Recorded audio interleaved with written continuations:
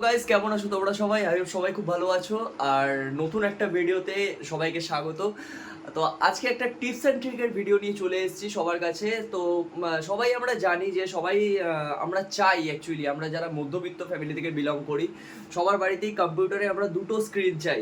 মানে বড় বড় স্ট্রিমারদের মতো বা বড় বড় ইউটিউবারদের মতো। তো আমি আমার বাড়িতেও দেখতে পাচ্ছি একটাই মনিটর আছে আপাতত। তো এই স্ক্রিনটাকে আমি ডবল স্ক্রিনে কি করে কনভার্ট করব সেটাই তোমাদের দেখাবো আজকে টিপস অ্যান্ড ট্রিকে। তো চলো দেখা যাক। তো এরকম স্ক্রিন এক্সটেন্ড করতে গেলে একটা প্রথমে সফটওয়্যারে চলে যেতে হবে, গুগলে গিয়ে জাস্ট গিয়ে লিখতে হবে স্প্ল্যাশটপ ওয়াইড এক্স ডিসপ্লে। এটা সার্চ করলেই ফার্স্টে একটা লিঙ্ক আসবে, এই লিঙ্কটার ওপর প্রেস করবে। লিঙ্ক প্রেস করলে এখানে দুটো লেখা আসবে, ডাউনলোড ফর ম্যাক আর ডাউনলোড ফর উইন্ডোজ।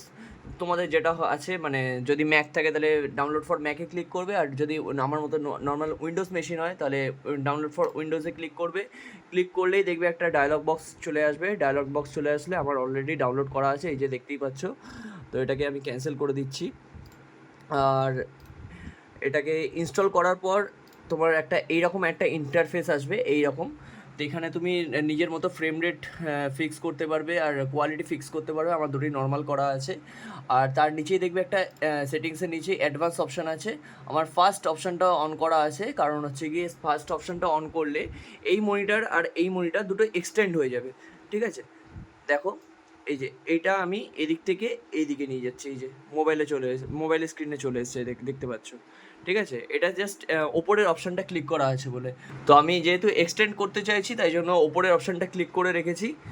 আর মোবাইলেও এই অ্যাপটা ইনস্টল করার জন্য প্লে স্টোরে ফার্স্টে গিয়ে ডাউনলোড করতে হবে। স্প্ল্যাশটপ এক্স ডিসপ্লে বলে সার্চ করবে, প্লে স্টোরে চলে আসবে।